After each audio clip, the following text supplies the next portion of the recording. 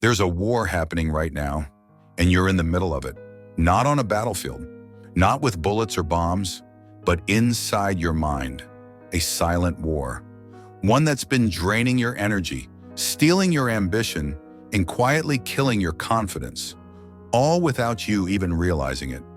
Most men never see it coming because this enemy doesn't scream. It whispers. It disguises itself as pleasure, as stress relief, as something harmless. But the truth is brutal. This one habit is robbing you of the life you were meant to live. The ancient Stoics saw it for what it really was, a trap, a prison built from your own desires. And until you break free, you'll never experience true strength, true clarity, or true freedom. This video is your wake-up call, your blueprint for escaping the cycle. And if you stay with me until the end, I'll reveal a truth that could shift your entire mindset, one that most men will never hear. Welcome to the war. It's time to win it. You wake up feeling foggy, sluggish, unmotivated. You scroll for hours, procrastinate on your goals, and wonder why nothing ever changes. And somewhere in the background of all this is a habit so normalized, so deeply ingrained, that you barely question it anymore. Masturbation, a word that instantly triggers discomfort, maybe shame, maybe defiance. Society says it's harmless. Some say it's self-care. But the greatest minds in history, those who carved their names into time, not only questioned it, they rejected it. This isn't about guilt, this is about power. And the truth is, the more you give yourself away to this habit, the less of yourself you actually own.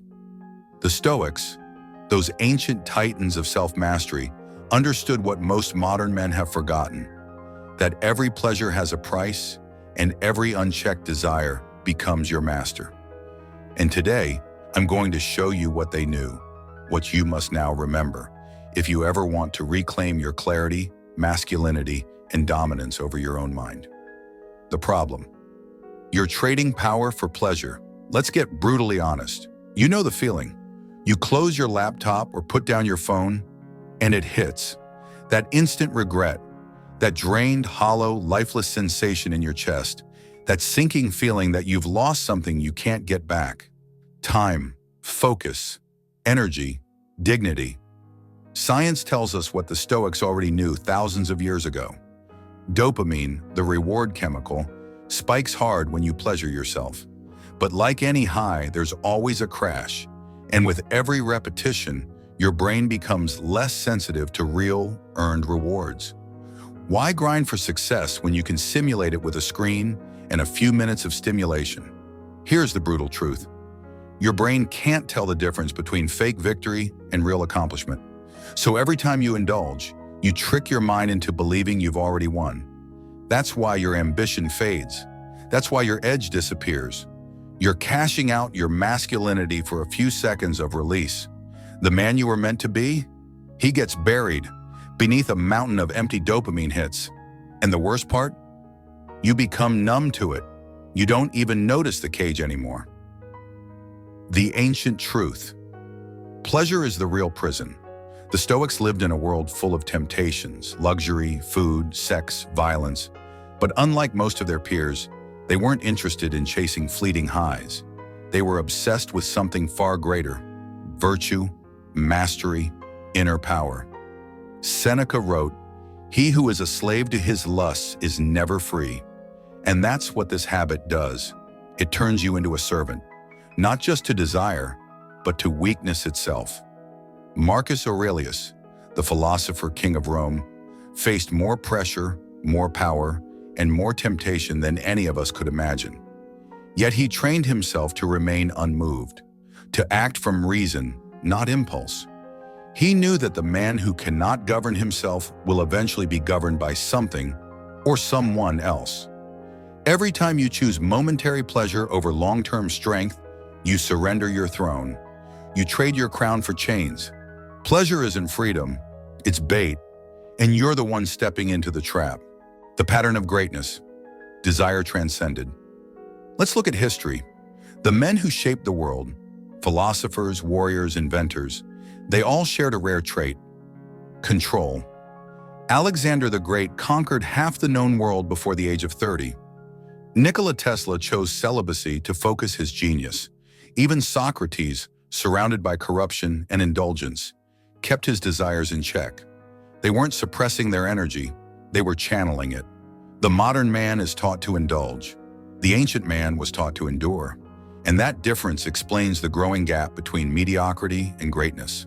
Because desire doesn't go away. It never does. But the great ones don't let it rule them. They rise above it. And you can too. The Stoic Blueprint: how to break free. So how do you do it? How do you break free from this cycle that seems to have you trapped? It comes down to 3 timeless Stoic principles: awareness, direction, transmutation. 1. Awareness. Shine the light on the lie. The first step is to see the habit clearly, not through the fog of society's normalization or your own justifications. Look at what it's doing to you. Track your energy levels, track your motivation, track your goals. Ask yourself, am I becoming stronger or weaker? As Epictetus said, no man is free who is not master of himself. Awareness breaks the illusion. And when you stop lying to yourself, you finally give yourself the power to change. Second direction, replace weakness with purpose. Nature abhors a vacuum. If you remove this habit but replace it with nothing, your mind will return to the path of least resistance. So fill that space with vision. What are you building? What are you chasing that's greater than comfort? Start that business, learn that skill, train that body, write that book. The Stoics believed that man's greatest virtue was living in accordance with nature, and nature demands growth, not comfort, not indulgence, evolution. Third, transmutation: turn lust into legacy. Here's the secret almost no one talks about. Sexual energy is creative energy. It's the force that builds civilizations, writes symphonies, and forges revolutions. And when it's misused, it destroys. But when it's channeled, it becomes your superpower. The Stoics practiced a form of internal alchemy, turning raw impulse into refined action. They didn't just suppress desire, they redirected it. Transmutation isn't about denial, it's about refinement. It's about taking the same energy that drives addiction and using it to build your empire. The transformation. What happens when you let go? Imagine this. You wake up with laser focus. Your body feels strong. Your mind is sharp. No guilt, no fog, just clear direction. You're locked into your mission. You say no to distractions without effort. Women notice your energy shift, but you're not chasing. You're ascending. Your testosterone rises. Your eye contact strengthens. Your habits align. You feel like a man again because you are one. You've stopped negotiating with weakness. You've stopped seeking comfort. You've stepped into the arena of greatness. This is what happens when you let go of what's easy and choose what's right. Conclusion. The final decision. Now the question is simple. Will you keep leaking your power for temporary pleasure, or will you rise? Will you be the man who settles for less, or the one who demands more from himself? Remember this. The men who changed the world weren't superhuman. They were simply disciplined. While others obeyed their desires, they ruled over theirs. This isn't about being perfect. It's about being conscious. It's about becoming the kind of man whose presence speaks louder than his words. The kind of man who commands respect, not because he demands it, but because he embodies it. Your freedom is not out there. It's within you. And the gate to that freedom, it opens the moment you stop letting this habit own you. So what's it going to be? If you found these lessons valuable, don't keep them to yourself. Share this video with someone who could benefit. And remember, a simple click on the like button helps spread Stoic wisdom far and wide. For more insights on Stoicism, philosophy, and personal growth, hit that subscribe button and turn on notifications so you never miss our future content. Stay strong, stay mindful, and above all, stay stoic. See you in the next video.